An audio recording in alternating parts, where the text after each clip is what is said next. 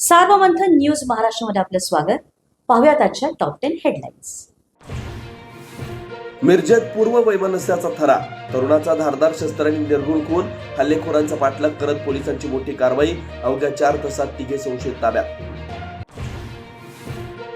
कोल्हापूरची हद्दवाढ करणं गरजेचं, कोल्हापूरमधल्या कार्यक्रमामध्ये मुख्यमंत्री देवेंद्र फडणवीसांचं वक्तव्य, तर कोल्हापूर हद्दी बाहेरील गावातल्या समस्या सोडवण्याचं मुख्यमंत्र्यांचे आश्वासन.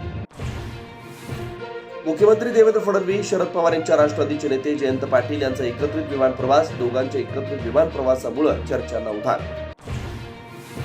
मुंबई गोवा महामार्गाची राज ठाकरेंकडून पाहणी, स्वतः गाडी चालवत घेतला महामार्गाच्या कामाचा आढावा, कॉन्ट्रॅक्टरला देखील रस्ता कधीपर्यंत होईल अशी विचारला.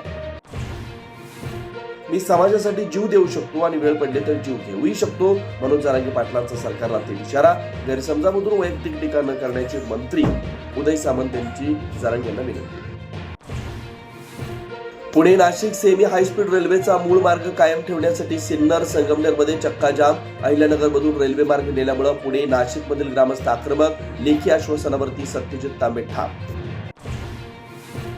संगमनेरमधील हिवरगाव पावसा टोल नाक्यावरती रेल्वेसाठी चक्काजाम आंदोलन, वाहनांच्या लांबच लावा रांगा, काँग्रेसचे नेते बाळासाहेब थोरात सलामी.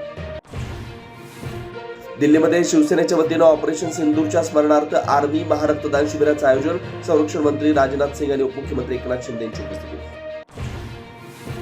बारामतीमध्ये पुन्हा एकदा विमान दुर्घटना, प्रशिक्षण विमान कोसळलं, सुदैवानं कुठलीही जीवितहानी नाही.